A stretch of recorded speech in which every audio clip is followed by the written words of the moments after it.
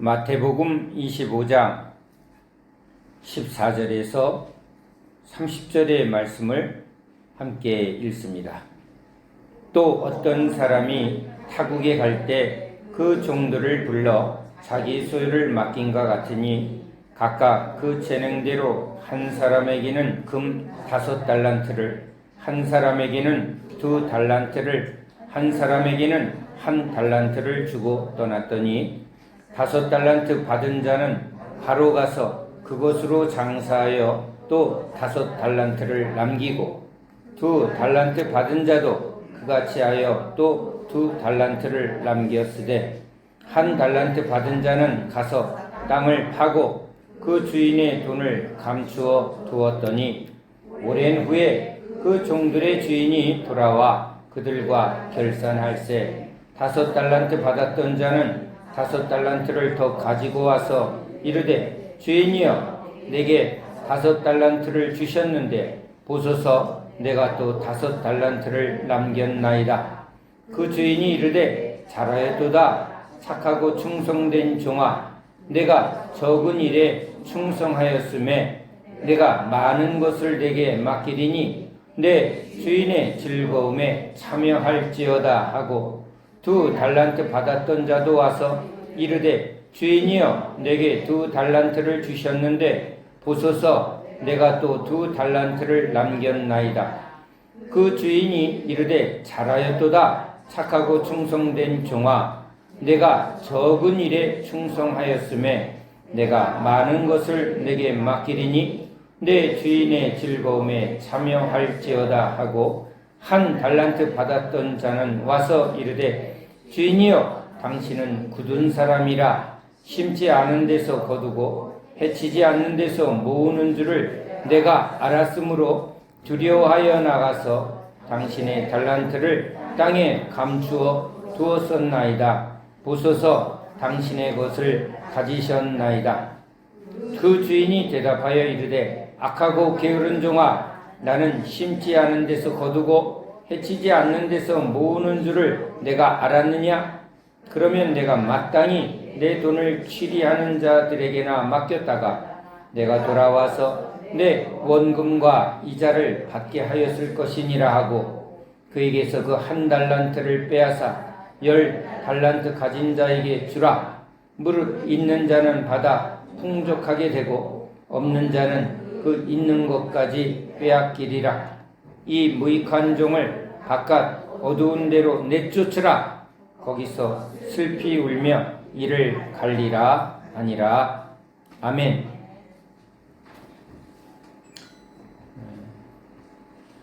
오늘 우리에게 주신 이 달란트 비유의 내용은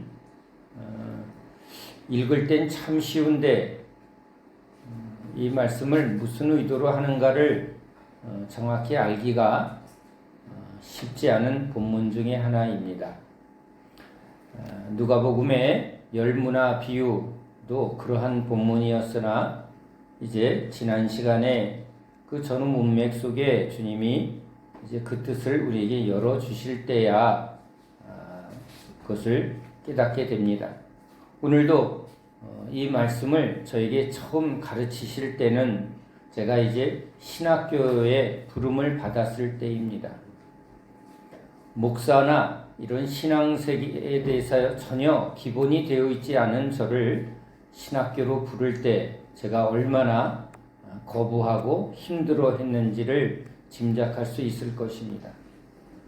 탕자 생활을 하다가 또 교회에 아내를 따라 가서 졸기만 하다가 남성교회 처음 가입을 하고 이제 작은 봉사죠. 목사님 설교 테이프, 목사님 책을 판매하는 그 판매 봉사 정도 하던 저입니다. 그런데 그때 저의 신앙은 이렇게 딱 말하면 여러분이 짐작합니다. 남성교회에 모였을 때 저에게 기도시키면 저는 그 다음날로 안 옵니다. 그게 저의 아주 솔직한 신앙의 상태라고 볼 수 있습니다.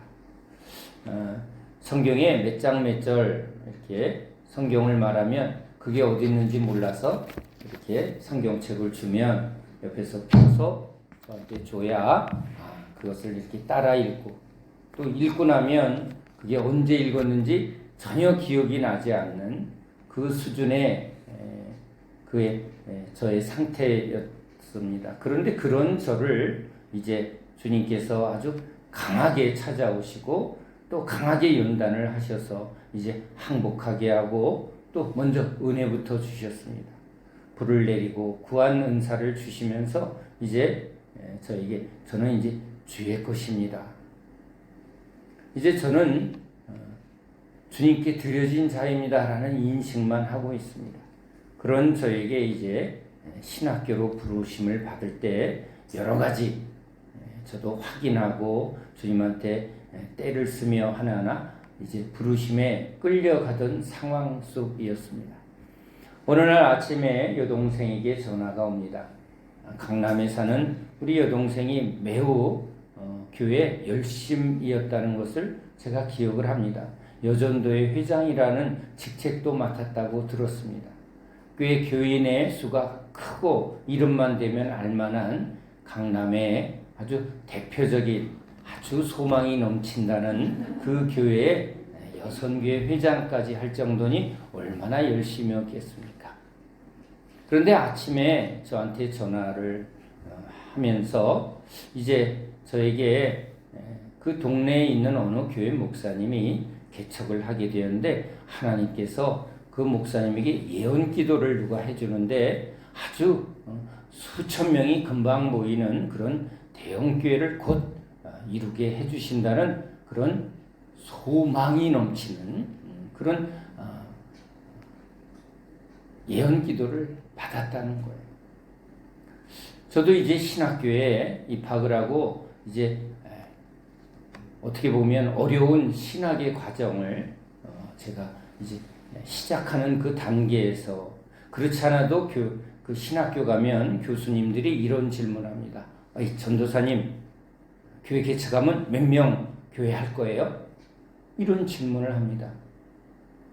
저는 교회 생활도 뭐 별로 한 적도 없고 또 교회가 어떻게 이루어지는지 또 목사님과 교육자들이 어떻게 뭘 하는지를 한 번도 어떻게 보면 유의 있게 본 적이 없는 날라리 왔구나. 우리 남성교회 집사님들이 저를 보고 날라리 집사 왔구나 라고 속으로 생각했던 제가 뭘 알 수 있겠습니까?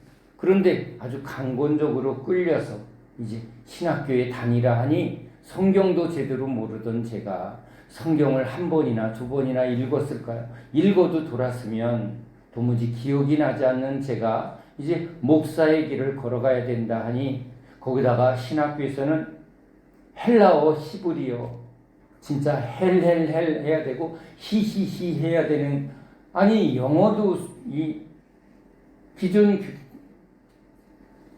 영어 하나도 제대로 못해서 미국에 제가 비즈니스로 가게 되었을 때 제가 아주 유창하게 영어를 한 게 아니라 재벌 2세 흉내 내면서 당신 한국말 모르지? 그리고 눈을 동그랗게 뜨고 막 뭐라 그랬더니 그 미국 여자 갤러리 여주인이 당황을 해서 한국말을 모른다는 게 부끄럽게 막 행동을 하는 거예요. 왜? 제가 재벌 2세처럼 보였는지 큰 소리를 쳤거든요. 제가 이제 외국만 나가면 그 기억으로 무조건 큰 소리 칩니다.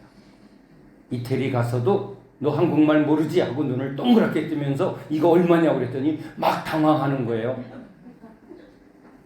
그래서 저는요, 그때 이후로 이제 꿀리면 진다. 내가 먼저 어버버거리면 저기서 당당하고 내가 당당하면 저 사람이 꿀리게 돼 있는데 내가 물건을 팔려면 꿀려야 되지만 내가 물건을 돈 주고 사러 갔는데 꿀릴 이유가 없는 거예요. 그러니까 제가 아주 당당하게 한국말도 몰라? 하면서 어떻게 장사하려고 그러면 한국말을 배워야지 이렇게 막 따지면요 막 이렇게 당황하는 거예요. 하나 배우시기 바랍니다. 그래서 미국에 그림 사러 갔습니다. 그러니까 제가 당당하게 이거 얼마입니까? 한국말로 물어요. 일부러 옆에 통역하는 우리 친구 와이프. 미국에 수십 년 있어도 내 친구는 영어를 잘 못하더라고요. 왜? 한인타운에서 음식점 하니까 기본 영어만 하지. 야, 너 통역 좀 해줘라. 내가 소도비에서 뭐 좀 물건 좀 사려 하는데 통역 좀 해줘. 그랬더니 나 그런 거 못해. 너 지금 미국에 몇 년 살았는데 아이고 오래 산다고 못해. 우리 아내가 싱가포르 대학 출신인데 영어를 잘한다는 거예요. 그 와이프는 한국말도 잘하고 영어도 잘하는 아주 인재인 것 같아요. 진짜 바다를 많이 먹었는지 영어를 아주 매끄럽게 본토 사람들보다 더 잘하는 것처럼 아주 영어를 잘 하더라고요. 그래서 그 통역하는 친구 와이프랑 이제 비즈니스 차 이렇게 가게 되니 제가 사러 갔으니 제가 뭐 괜히 이럴 이유는 없잖아요. 그러니까 눈을 동그랗게 뜨고 이거 얼마입니까? 괜히 어설픈 영어를 하면 더 이상할 거니까 제가 아주 당당하고 크고 명확하게 이거 얼마예요? 그러면 이제 통역이 알아서 옆에서 뭐 하겠지만 일부러 통역도 안 쳐다봅니다. 왜? TV에 보니까 재벌들은 대통령은 통역을 안 보고 막 이렇게 하는 걸 흉내낸 거예요. 여러분도 이건 꼭 기억하시기 바랍니다. 세미나의 말씀은 기억 안 하고 또 이런 것만 기억하는 어리석은 성도 되지 않기를 바랍니다. 아무튼 자 이렇게 제가 영어도 못하는데 그렇게 하면 뭐 자랑스러웠겠어요? 뻔뻔할 뿐이죠. 그걸로 밀어붙이는 제 자신이 그런데 뭐 어떡합니까? 안 되는 걸 오하게 노력을 안 한 거죠. 필요성을 절실한 필요성을 이거 아니면 나는 안 되는 절박함이 나한테는 없었던 것 같아요. 뭐 나는 한국에서 살 건데 뭐 우리말 잘하면 되지. 우리말도 잘하는 거 어렵더라. 뭐 이런 개통 철학이나 외치던 제가 이제 신학교에 끌려가서 영어도 아닌 헬라어 히브리어를 해야 된다는 거예요. 아주 머리에 쥐가 나서 전 제 머리에 안수를 참 많이 했습니다. 수업 시간마다 여기다 손을 얹습니다. 주님 쥐가 납니다. 전 쥐띠인데 왜 쥐가 나지? 이러면서 저녁 시간이라 조금 여러분 이렇게 부드럽게 한번 하나님 말씀 앞으로 나아갑시다. 자 이렇게 히브리어 헬라어도 겨우겨우 무슨 학점 맞았는지 묻지 마십시오. 주님도 안 물으십니다. 여러분도 묻지 마세요. 그러니까 제가 이걸 원어를 성경의 원어 연구를 하는데도 조금 이렇게 쫓아가 봤는데 하고 나면 더 모르겠어요. 더 모르겠어요. 머리를 쥐어박아도 소용없고 안수해도 소용없고 주님 앞에 엎드려서 뭐 이거 이러다 이게 F 맞아서 권총 진짜 이거 졸업을 못하는 게 아닌가 하고 엄청 기도만 했어요. 기도보다는 뭘 했어야 돼요? 공부를 했어야 되는데 그렇죠? 그래도 소용이 없는 거예요. 겨우겨우 어떻게 권총만 안 차고 이걸 왜 하는지 모르겠어요. 자 아무튼 그런 저에게 이제 신학교에서 신학에 뭐 이걸 점수도 잘하는 것도 아니고 그냥 주님한테 붙들려 갔을 뿐인데 우리 전도사들을 교수님이 이런 질문을 여러분들이 묻는 거예요. 전도사님 몇 명 목회할 거야? 그게 다 지금 주어진 이 과정도 힘든데 그 몇 명이라는 말을 누가 할 수 있겠어요? 말을 못하고 있는데 믿음이 없다! 이러니까 그냥 저 뒤에서 500명이요. 믿음이 없네. 1000명이요. 믿음이 없다. 5000명이요. 믿음이 조금 있네. 10,000명이요. 믿음이 크도다. 분위기가 그랬단 말이에요. 그런데 그러한 분위기 속에 여러분도 알다시피 한 영혼을 소중히 여기라는 음성을 듣고 끌려온 저에게는 100명도 500명도 1000명도 아닌 지금 나 자신도 힘들고 지금 나에게 주어진 이 과정도 힘든데 과연 나는 그냥 하라고 했으니 합니다. 그 다음은 몰라요. 저는 그렇게 주님한테 아주 매달릴 수밖에 없었습니다.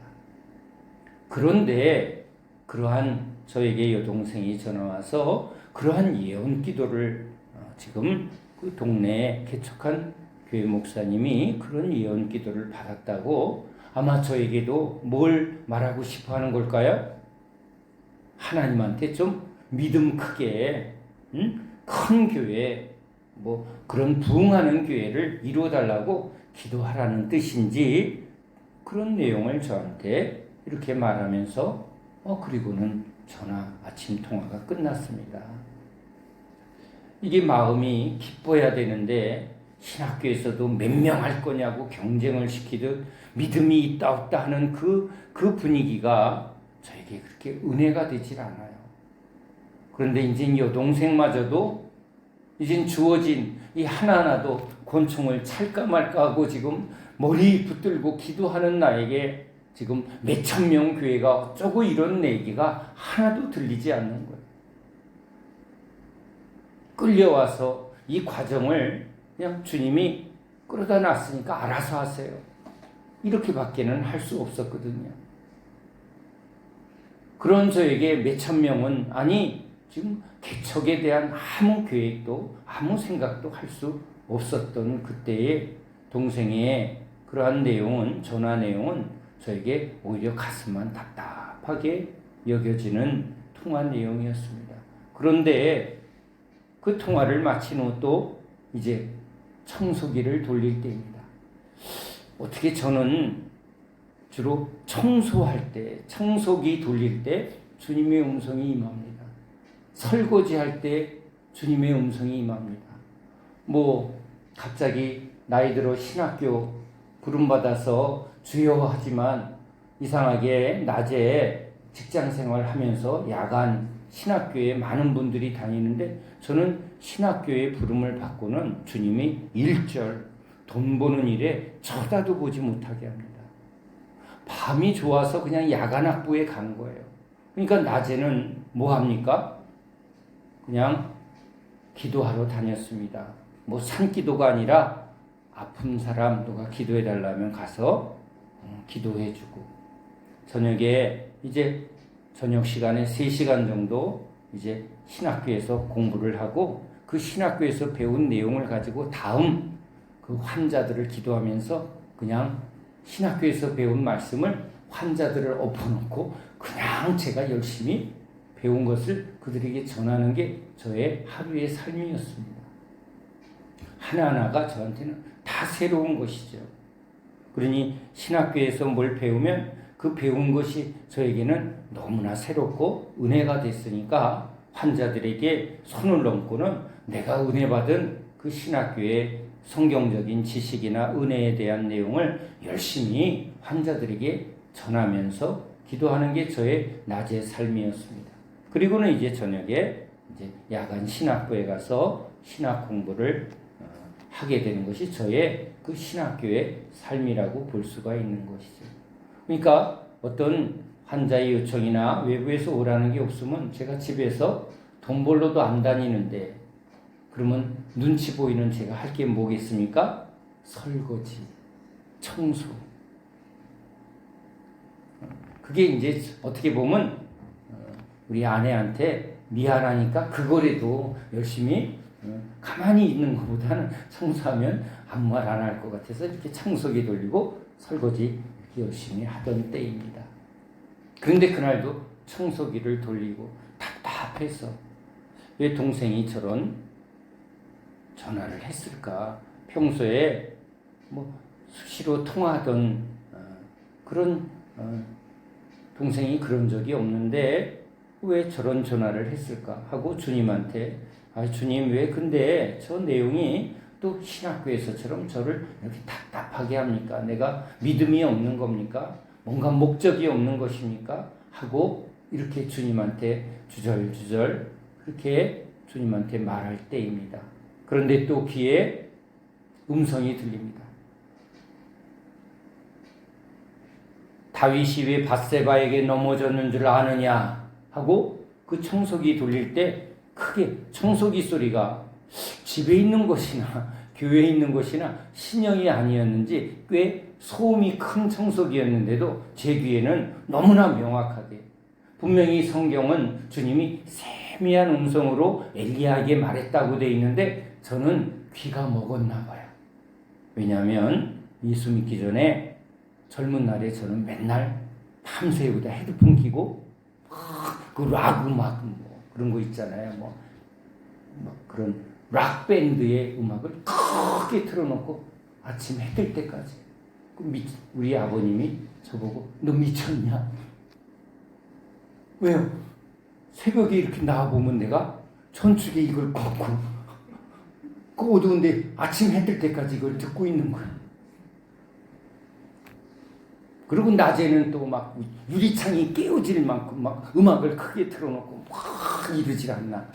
아유, 참 이런 얘기를 왜 하는지. 아무튼 그러니까 그러다 보니까 여러분 청력이 굉장히 약해져 있었던 거예요. 몰랐어요. 약간 귀가 먹을 만큼 그렇게 그런 거에 팍 빠져 있던 저라 주님은 저의 귀를 고쳐서 말씀한 게 아니라 저에게는 크게 음성으로 말씀하시죠. 두려워 말라 할 때도요. 막 이거 왜 이렇게 굉장히 큰 소리로 들렸어요. 그러니까 제가 주님한테 세미하게 들었던 음성보다는 저로 하여금 너무나 명확하게 빨리 가서 성경책을 피라 하는 것도 그냥 혹시 이건 내 소리인가 하고 헷갈리지 않아요. 주님은 제가 조금만 헷갈리면 안 할 놈이라는 걸 아셨어요. 그러니까 제가 아주 분명하게 뭔가 이것을 헷갈리지 않도록 명확하게 저에게 말씀하셨던 것 같아요. 마태복음 25장을 보라 하고 청소기 돌릴 때 음성이 또 크게 들어왔어요. 얼마나 컸냐? 잘 모르겠어요. 너무나 명확하니까 청소기를 끄고 이제 제가 엎드려 성경 보는 그 방으로 들어갔습니다. 방이 많은 건 아니죠. 3개인데 우리 아내랑 자는 방이 있고 애들 방이 있고 하나 방이 작동산이가 있던 그런 방에 이제 제가 좀 치우고 거기다가 성경책과 이렇게 책상을 놓고 기도방으로 이렇게 만들어 놓은 그곳으로 얼른 달려갔습니다. 그리고 이제 저와 여러분이 마태복음 25장을 이렇게 피게 됩니다. 그런데 마태복음 25장에는 우리가 이전 시간에 보았던 지금 열처녀 비유가 있고 그 다음에 달란트 비유가 있고 또 그 이후에 지금 하나님의 말씀이 25장에 꽤 길게 나와 있는데 그냥 피자마자 바로 어디를 보게 했냐? 달란트 비유를 한눈에 딱 보게 합니다. 자세히 읽기도 안 하고 여기 딱 보니까 그래도 몇 번 읽었던 내용이라 이렇게 보니까 달란트 비유 그러면 딱 머리에 5달란트, 2달란트, 1달란트. 자 이렇게 아주 누구나 다 달란트 비유하면 5달란트, 2달란트, 1달란트의 내용이 이제 몇 장 몇 절은 모르지만 줄거리 정도는 그냥 눈으로 이렇게 읽을 수 있는 착하고 충성된 종, 악하고 게으른 종 이렇게 딱 그런 내용으로 한눈에 들어오는 이 말씀을 보게 합니다. 그럴 때 주님이 너무나 아주 명료하게 저한테 말씀하십니다. 저 시골 섬에 1명을 놓고 목회하는 목사도 내가 보냈고 100만 명을 목회하는 목사도 내가 그 100만 명을 하도록 내가 그를 세웠다. 끝.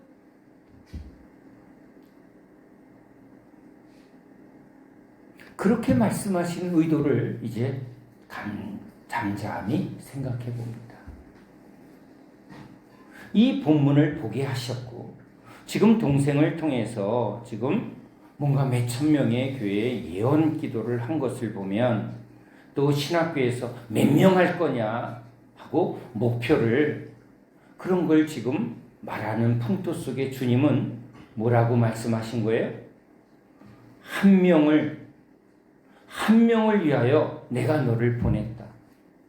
100만 명을 하게 한 것도 네가 잘해서 하는 게 아니라 하나님이 100만 명 하도록 그렇게 주님이 하셨다는 거예요.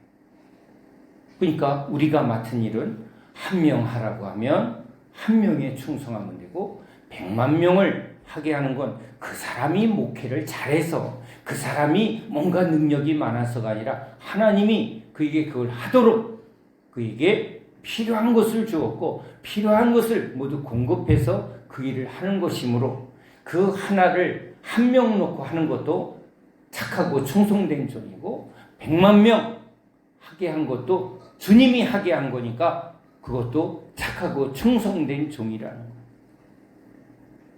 여러분 너무 명확하게 주님이 저에게 말씀하신 거예요. 그 말씀 앞에 저는 큰 은혜를 받은 게 아니라 잔머리를 굴립니다. 와, 많이 해봐야 한 명 한 거랑 똑같으니 괜히 개고생할 거 없다. 이게 솔직한 저 내면의 소리였습니다. 이거 처음 고백합니다. 저는요 신령하지 않습니다. 저는요 아주 개똥입니다. 제 속에서 나오는 건 이게 본래 제 수준입니다. 100만 명 해봐야 착하고 충성되뇨? 한 명 해도 착하고 충성되죠? 몇 명 하고 싶으세요? 선택권은 없습니다. 저는 그때 알았습니다. 선택이 내가 선택하는 게 아니라 하나님이 그를 아시고 그에게 맞춰서 그의 재능대로 주님의 목적대로 주시는 분도 주님이 정하는 거예요. 난 너에게 하나를 주겠다. 하나 가지고 하나에 충성해. 둘 가지고 둘에 충성해. 나도요. 난 저 목사가 하는 게 마음에 안 들어요. 저 신학교에서 만난 은행 지점장 출신의 같이 공부하는 그 분이 계셨는데 그분이 목사가 돼서 같이 목사 안수를 받고 어디 개척을 했는데 이분이 금방 교회를 금방 잘 세우더라고요. 왜? 지점장 출신이니까 가진 것도 많으니 상가도 크게 가진 것으로 없고 가족들도 굉장히 많아요. 그러니까 가족들만 불러도 벌써 예배당에 상당히 채우고요. 지점장 출신이니까 아는 분들이 많아. 그러니까 금방 교회에 사람들이 보글보글 하더라고요. 설립 예배 갔더니 벌써 사람들이 너무 많은 거예요. 우리는 개척한다 그러면 가만히 있어봐. 누가 앉아있을까? 아내, 여보 당신도 있을 거야? 이것도 확인해 봐야죠. 안 한다 그러면 할 수 없잖아. 어린애들 올 사람이 없네. 이게 우리의 계산법인데 그렇죠? 다 뭐 주변에 있는 사람 각각 자기 섬기는 교회가 있으니 개척교회로 오라고 말할 수도 없는 거니까. 그러니까 개척 인원이라는 건 그냥 자기 혼자부터 시작하는 거라고 생각하는 게 이게 솔직한 계산인데 여기는 벌써 그냥 버글버글한 거예요. 거기다가 가진 게 많으니까 주변에 어려운 그렇죠 거래하던 분들이 그 관계 때문에 상당히 많이 모인 거예요. 그런데 이분이 목사가 된 이유는 딱 하나입니다. 장로님으로 계실 때 담임 목사님이 마음에 안 들었대요. 그래서 아들을 목사 세우려고 되게 노력을 했는데 아들이 아무리 권해도 신학을 안 해서 자기가 목사 되었대요. 이건 저에게 고백한 내용입니다. 그러니까 은행 지점장 잘하듯이 지금 교회도 잘할 수 있다라고 생각하신 것 같아요. 그 내용과 그것에 대해서 저는 할 권리는 없습니다. 그러나 제가 직접 들은 바요.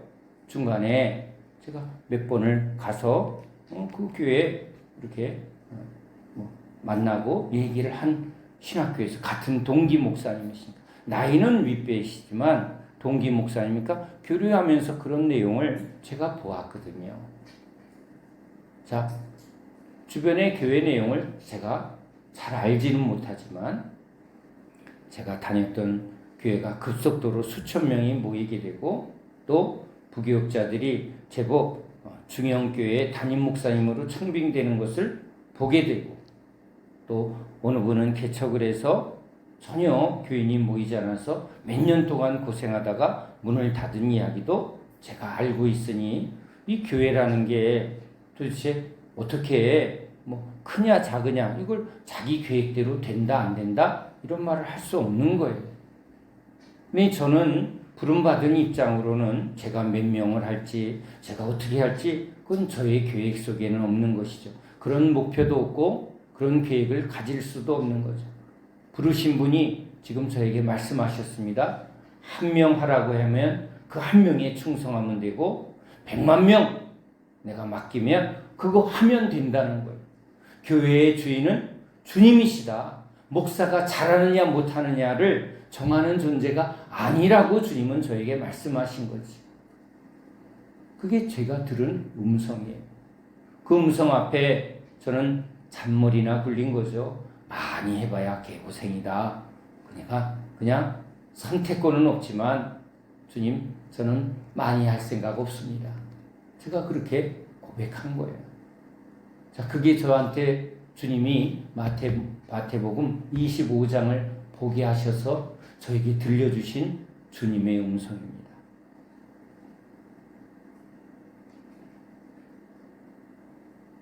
그러기에 저는 이 말씀을 이제 어떻게 해석할 수밖에 없어요? 주님이 각각 그 재능대로 주님이 우리를 아시고 부르신 분이 그 부르심의 뜻에 따라 은사도 주고 부르심의 뜻 따라 맡기고 부르심의 뜻 따라 그것에 충성하기를 주님은 원하는 거예요. 나는 이젠 서리 집사에서 안수 집사가 되고 안수 집사에서 장로가 되고 장로하다가 마음에 안 들면 목사를 해보고 목사를 하다가 총회장이 되고 이렇게 열심히 해서 뭘 고지주의를 정복하는 게 이게 여러분 이게 신앙의 세계가 아니라는 거예요. 스데반 집사나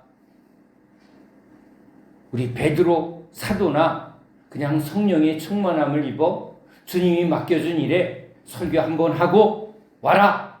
스데반 착하고 충성된 종아 내가 맡긴 일에 네가 잘하였다 하고 스데반을 주님이 받아주신 거예요. 사도 요한은 저도 빨리 데려가 주세요. 아무리 빌어도 주님이 아니야 너는 끝까지 그저 밤모섬에 잡혀서 별별 일을 겪어도 요한은 죽지 않습니다. 기름감에 넣어도 안 죽고 독약을 먹여도 사도 요한은 죽지 않습니다. 주님의 계획하신 그 뜻대로 계시록을 쓰고 이제 때가 될 때까지는 누가 그를 죽이려 해도 절대 죽지 않습니다. 여러분 그건 사도들뿐만 아니라 우리 예수 믿는 자의 모든 생사, 화, 복 누구 손에 있습니까? 주님 손에 있습니다. 여러분은 교통사고로 죽지 않습니다. 여러분은 암으로 죽지 않습니다. 저와 여러분은 주님이 부르시면 그날이 주님께로 가는 날입니다. 그것을 세상 사람들은 어머 그분 돌아가셨어. 맞습니다. 우리는 돌아가는 존재입니다. 언제 돌아가는가는 누가 부르면 돌아간다? 주님이 부르시는 날 우리는 돌아갑니다. 아무리 우리가 원해도 주님이 원하지 않으면 우린 갈 수가 없습니다. 그것을 정하는 분은 주님이십니다. 난 빨리 죽을 것 같아요, 목사님. 여러분이 잘 아는 장로, 전도사 고백입니다. 소용없습니다. 누구도 예배 없습니다. 자, 오늘 이렇게 저한테 이 달란트 비유를 보게 하신 주님의 음성이 저를 부르셨을 때 열어주신 말씀입니다. 그런데 이제 최근에 이제 다시 그때는 성경을 모를 때고 주님이 저한테 가르치는 그 내용에만 집중할 때입니다. 그런데 이제는 여러분 열처녀 비유를 주님이 보게 하셨습니다. 똑같은 내용으로 이 비유를 하셨다고 오늘 말씀합니다. 그러니까 이 성경의 주님이 쓰신 목적은 앞에 열처녀 비유를 이제 다시 한번 반복해서 이 비유로 강조하고자 말했다는 것입니다. 우린 지난 시간에 열처녀 비유를 통해서, 우린 또 누가복음의 열문화 비유를 통해서 이 주님이 우리 죄로 죽은 우리는 하나님 눈으로 보면 가진 게 없는 자들입니다. 생명도 없으니 죽은 자에게 죽은 자를 장사 지내고 와라. 그렇죠? 주님의 눈으로는 이 세상에 살아있는 사람은 있습니까? 없습니까? 다 죽은 자입니다. 뿌리 뽑힌 나무처럼 지금 움직이지만 다 죽은 자입니다. 그래서 다 죽습니다. 맞습니다. 살아있는 분은 하나님 한 분입니다. 살아있는 분, 영원히 살아있는 분은 하나님 한 분이고요.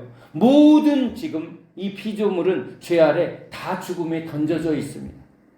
빨리 죽느냐 늦게 죽느냐는 우리 시간 속에 있는 것이고, 하나님의 시간 속엔 하나님 없는 모든 인간은 뭐예요? 모든 생명체는 다 죽음 아래 있습니다. 모든 피조물이 죄 아래 신음한다고 성경은 증거합니다.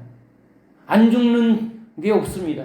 모든 이 세상의 만물은 다 죽음으로 끝이 납니다. 영원한 영생의 하나님만 생명이 있는 분입니다. 그래서 주님은 생명이라는 단어를 영생이라고, 그래서 우리는 그것이 영원한 생명 이렇게 하지만 하나님의 생명이라는 영, 하나님의 생명, 하나님 없는 존재는 다 죽은 자입니다. 자, 우리 인간의 시간 속엔 이제 사람들이 건강을 따라, 그렇죠? 각각 그가 가진 수명을 따라 장수하기도 하고 요절하기도 하고, 야, 저 사람은 참 장수했어, 부럽다, 어떻게 저렇게 일찍 죽었나, 어떻게 저렇게 사고로 죽나. 근데 하나님의 시간 속에 뭐예요?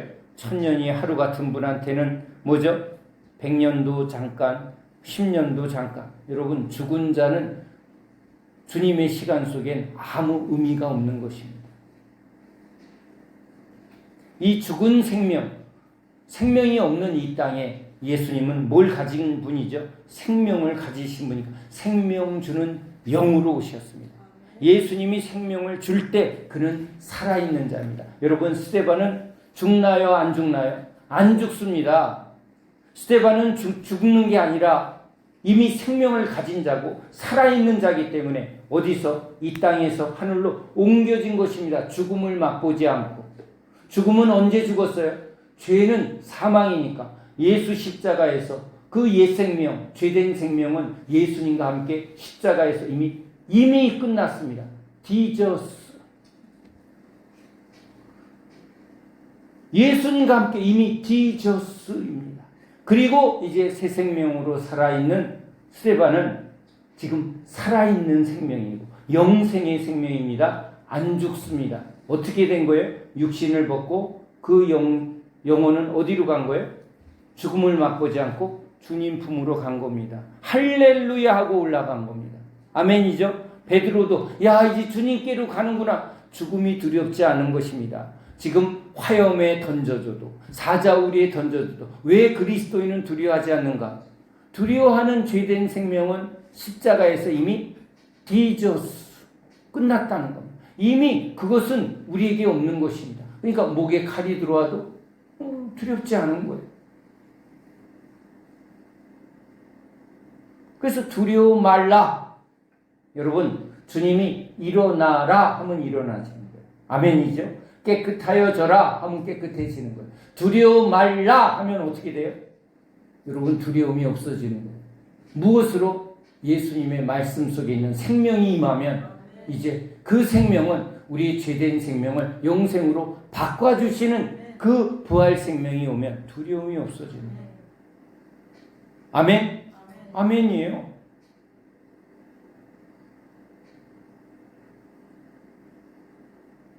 그래서 지금 여기 열처녀 비유에서 지혜 있는 자, 뭐예요? 지혜 있는 사람. 원래 인간은 지혜가 있어요, 없어요? 하나님이 없는 존재는 지혜는 하나님의 것이에요. 하나님 없는 인간이 인간의 지혜, 여러분 인간의 지혜는 하나님을 알지 못하고 인간이 지금 가지고 있는 지혜는 지혜예요? 아니면 똥이에요? 하나님을 모르는 지혜는 지혜가 아닌 거예요. 여러분 이 지혜는 인간이 가지고 있는 지혜는 누가 준 거예요? 사단의 말을 토대로 그렇죠? 우리는 영원히 살 것처럼 지금 이것이 필요해 저것이 필요해. 근데 진짜 필요한 게 뭐죠? 무엇이 없는 거예요? 하나님이 없는 거예요. 하나님 없으면 다 없는 건데 지금 뭐만 있으면 된다고요? 돈만 있으면 되고 인기만 있으면 되고 건강만 있으면 되고 친구만 있으면 되고 사랑하는 사람만 있으면 되고 우리 아이가 있으면 되고 뭐가 없으면 다 소용이 없다? 주님 없으면 다 소용없는 거예요. 그러니까 지금 열처녀 비유에서 지혜는 누구예요? 예수님이 지혜였어요. 지혜와 계시의 영인 성령이죠. 성령이 있는 자, 그게 기름 있는 자예요. 예수님은 우리에게 성령을 주셔서 그 성령으로 지혜 있는 자, 그렇죠? 말씀 있는 자, 계시의 영, 말씀이 있는 자예요. 예수 있는 자예요. 예수가 있다는 건 뭐예요? 그런 생명을 가진 자. 여기 달란트 비유도 그런 거예요. 달란트 비유도 누가 준다고요? 주님은 우리에게 생명을 주러 오신 거예요. 그것을 비유로 뭐 한 거예요? 지금 종들에게 지금 뭐라고요? 이 지금 달란트를 주었다는 거예요. 아, 금 해석을 또 뭐예요? 금으로 해석하고 자기가 가진 재능으로. 여러분 하나님 없는 재능은요, 뭘 위한 재능이에요? 자기를 위한 재능. 이건 내 거예요? 그렇죠. 내가 주인 되고 내 노력으로 쌓은 재능은 하나님과 상관 있다 없다. 우리 지난 시간에 상관 있다 없다. 상관없다. 하나님 없으면 아무것도 없는 거예요.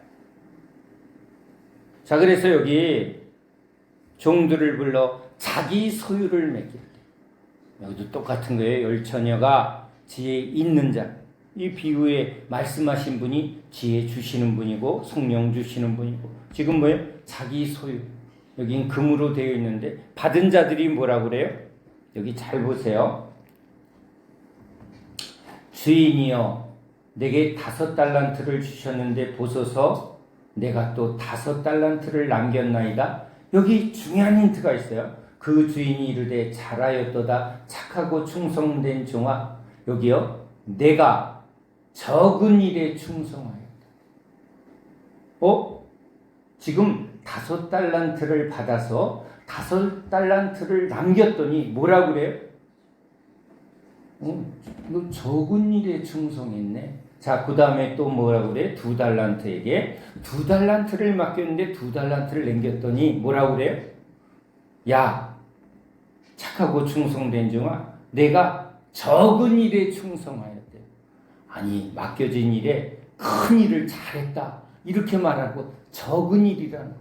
왜 이건 적은 일이라고 그래요?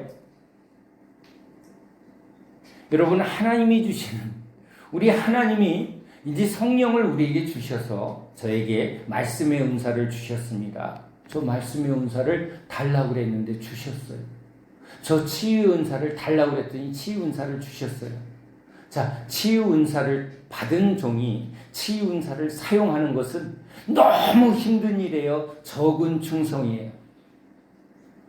여기 적은 일이에요? 큰 일이에요? 이 말의 의미를 아세요? 말씀의 은사를 받은 사람들이 말씀을 전하는 일은 큰 충성이에요? 큰 노력이에요? 아니면 적은 충성이에요? 적은 충성이에요. 날로 먹었다고 말하기도 곤란하고 아무것도 안 했다고 말하기도 곤란하고 제 그 표현을 여러분 이제 오늘 본문 속에서 깨달으시기 바랍니다. 그렇죠? 그러면 목사님은 아무것도 안 하세요. 뭘 합니까? 적은 일을 합니다. 적은 일을 해요. 기도할 때 목사님은 엄청 고생하시나요? 네, 적은 일을 합니다. 적은 일. 여기 주님이 그 일은 적은 일이래요.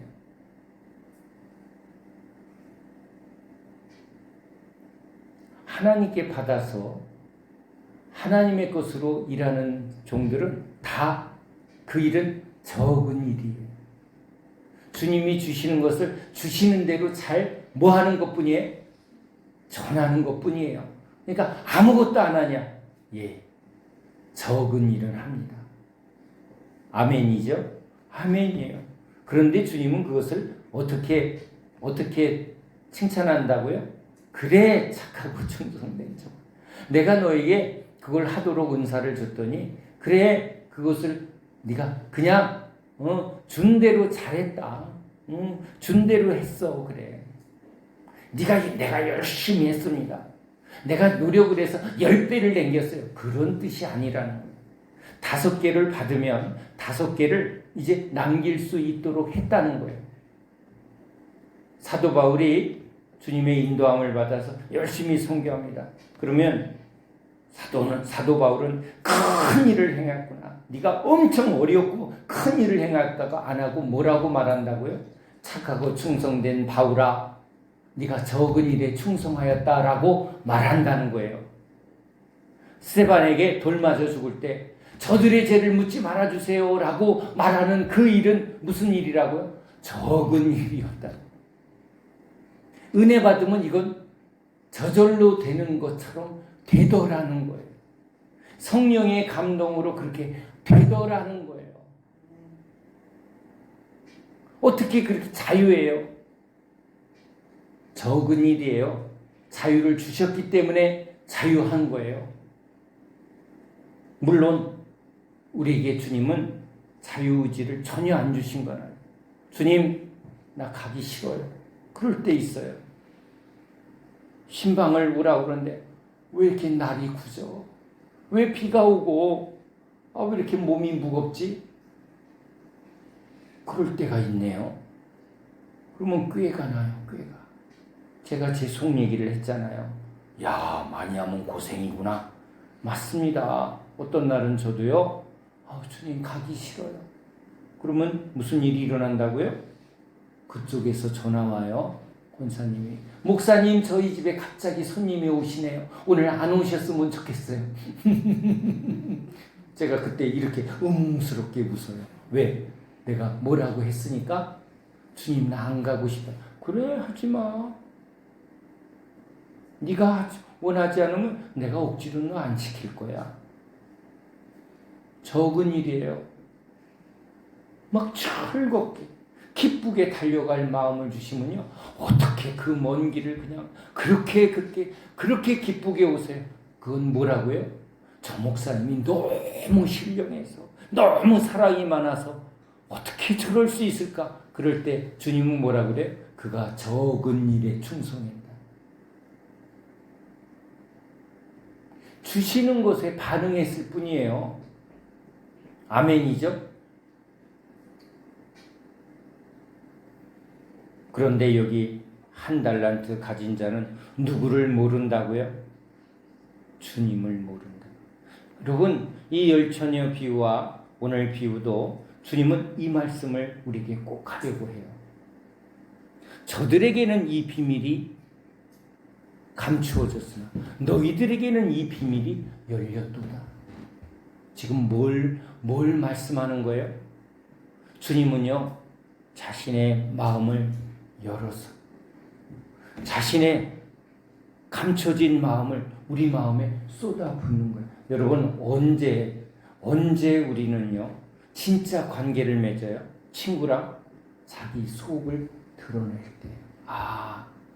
저 친구가 나한테 자기의 비밀을, 자기의 진심을, 자기의 진짜를 드러낼 때 뭘 하는 거예요?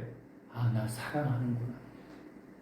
여러분, 하나님이 먼저 우리를 사랑하심을 뭘로요?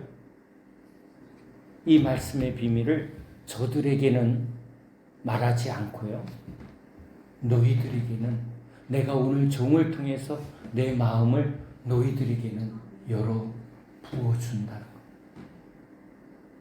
나도 뭐 좀 주세요, 주님. 나도 뭐 좀 믿게. 저 목사님처럼 나도 무슨 은사 주고 무슨 은사. 그거는 누구대로? 주님의 계획대로, 재능대로, 주님의 계획대로 주시겠다는. 말씀의 은사를 줬으니까 제가 설교하는 게 하나도 안 힘들어요. 여러분이 너무 날로 먹을까봐 너무 안 힘든 척하느냐고 힘들어요. 설교하는 게 너무 힘듭니다. 그러면 제가 속으로 저분은 말씀 전하는 종으로 부르질 않았는데 억지로 하려니 얼마나 힘들까. 박사학위 따느냐고 내가 얼마나 힘들은 줄 아냐고 우리 제가 다녔던 교회 목사님이 그걸로 한번 되게 유색던 적이 계세요. 기억나요? 근데 진짜는요 그런 말을 못해요. 주님은 주지하는 것으로 우리에게 일을 시키는 앵벌이 시키는 분이 아니에요. 여러분에게 주님이 주신 은혜에 대하여 여러분은 그 은혜에 합당한 행동만 하길 원하는 거예요. 저는 그래서 여러분에게 뭘 시키는 법이 없어요.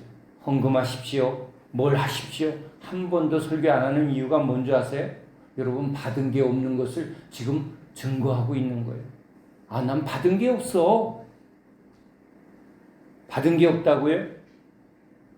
받은 게 없다고요?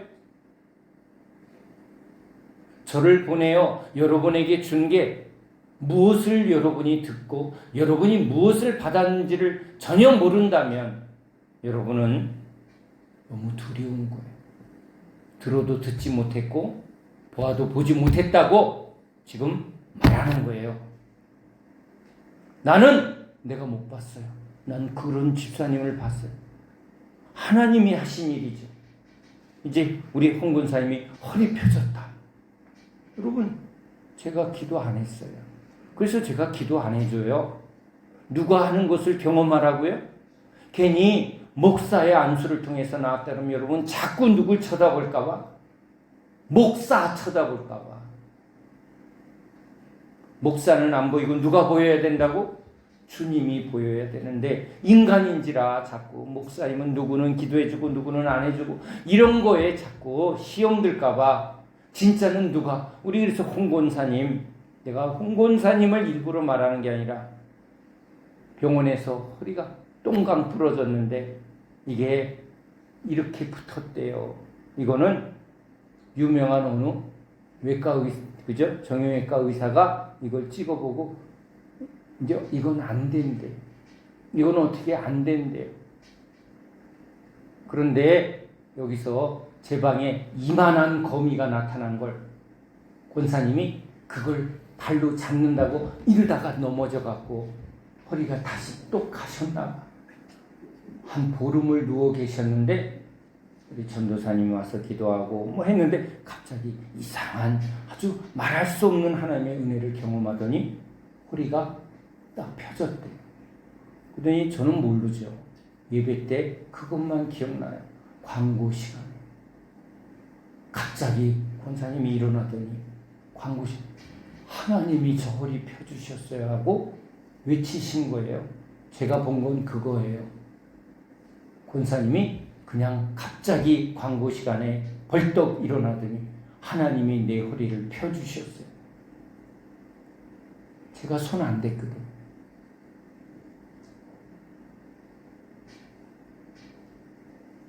자, 누가 하신 거죠? 주님이 하신 거예요.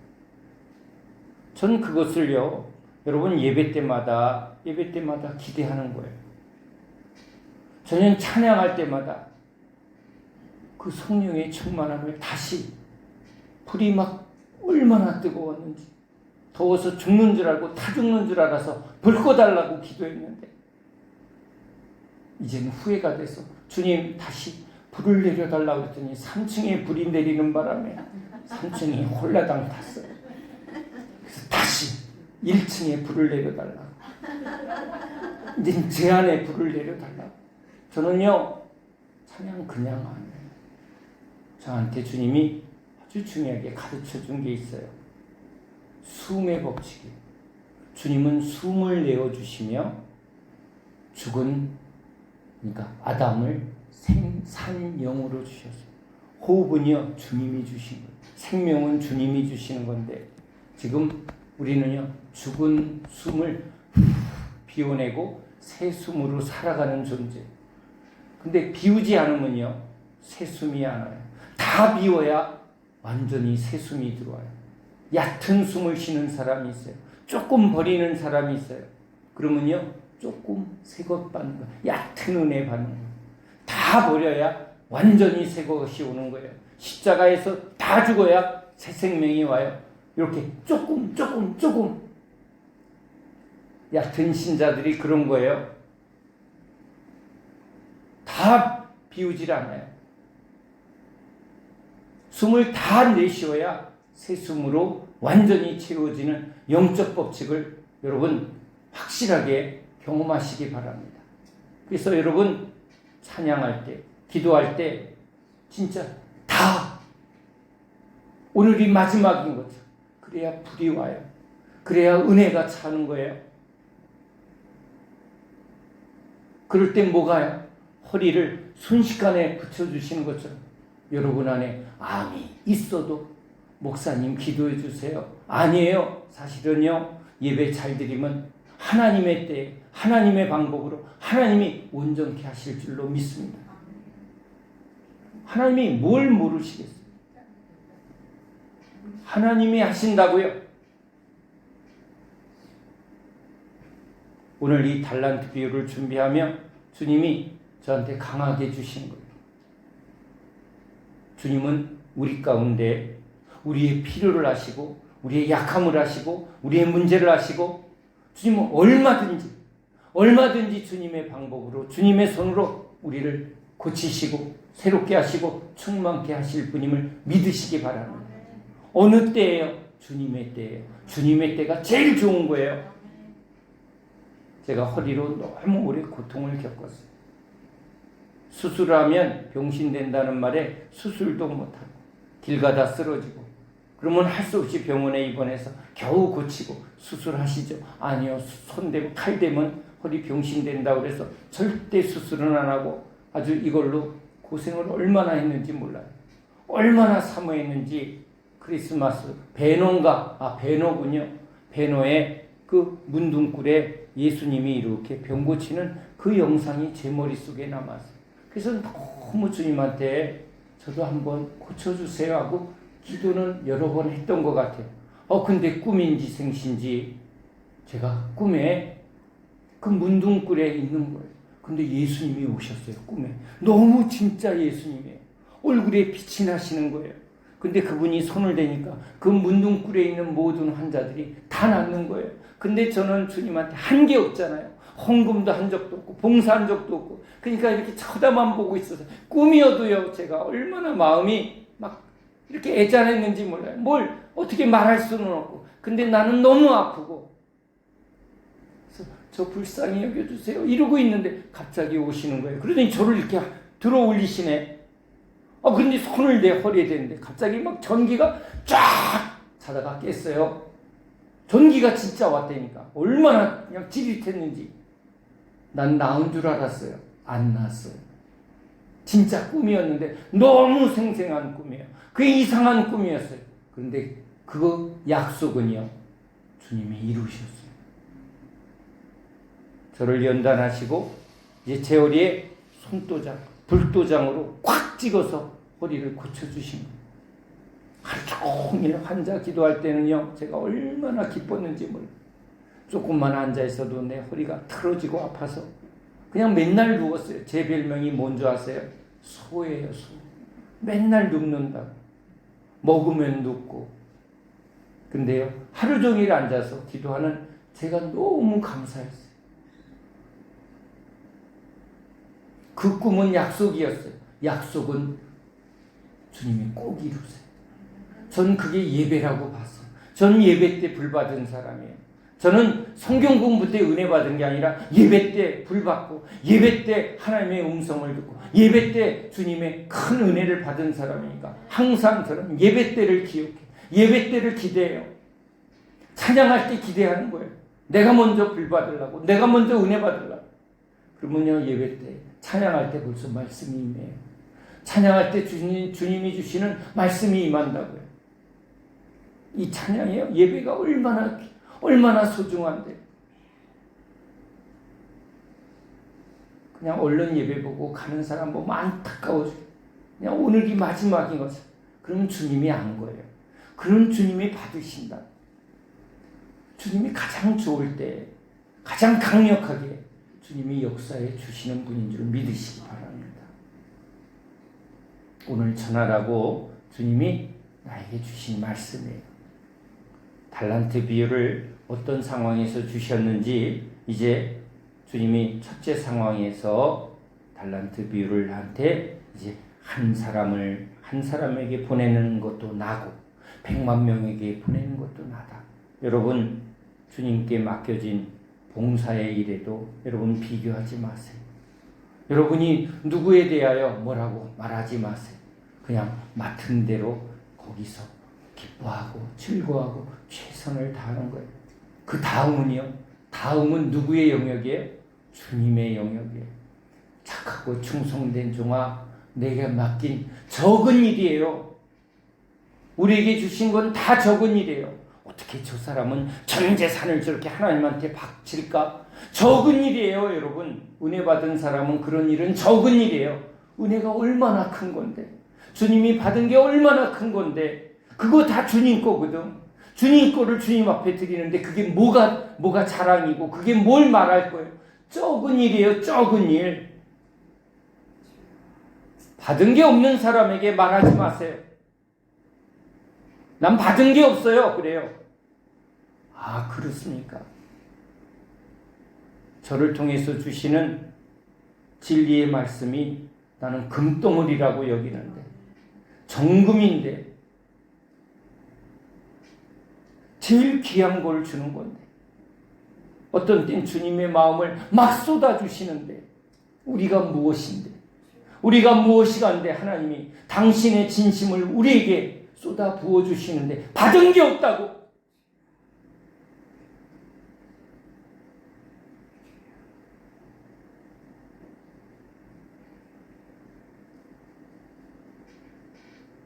착하고 충성된 종은요, 주님이 주신 것을 주신 대로 아멘하는 사람입니다.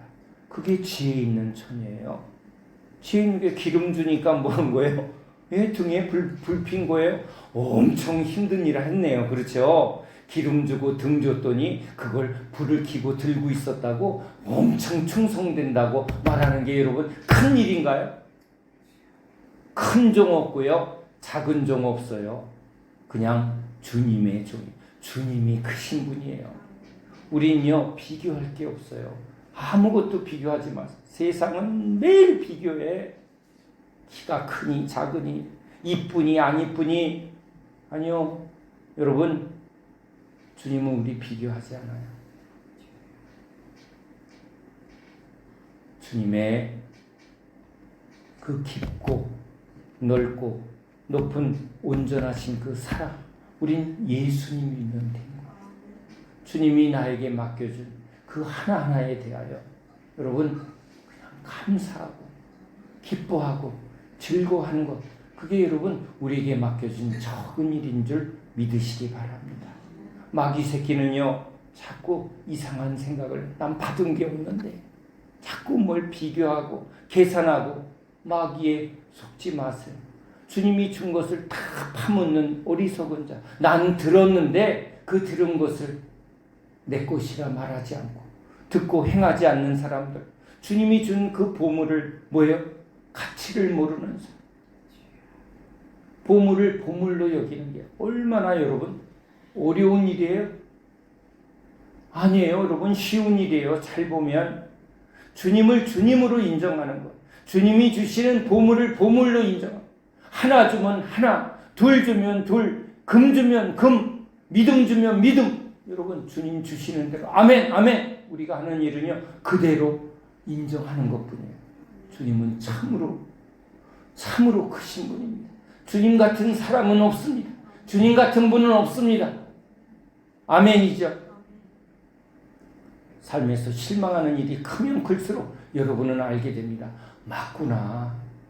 실망할 수밖에 없는 게 인간사고 세상이구나. 사람은 실망할 수밖에 없구나. 누구밖에 없다고요? 우리 주님밖에 없다. 주님을 아는 게 영생이에요. 알면 믿어지고요. 알면 사랑하게 돼요. 우리를 주님을 사랑하도록 주님만을 믿도록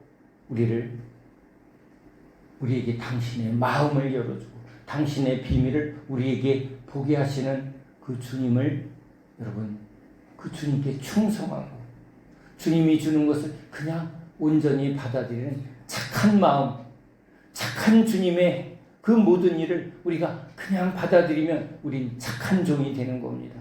주님의 착함을 받아들이면 착하고요. 주님이 아버지께 충성한 것을 그냥 충성으로 저분은 참 충성하시는구나. 예수님은 참 충성이시네. 예수님은 진짜 착한 마음을 가지셨고 저분은 참 훌륭하구나. 여러분 그걸 보는 게 뭐가 된다고요? 우리 안에 그대로 오게 되는 거예요. 본 걸, 믿는 걸 우리가 뭐예요? 받게 되는 거예요. 아멘. 우리를 착하게 만들고 충성하게 만드시는 주님이신 줄로 믿습니다.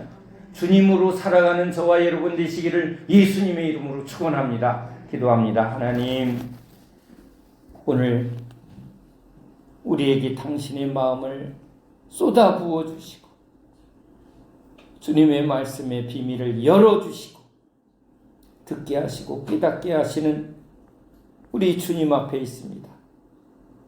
주님이 우리에게 참으로 착한 일을 행하십니다.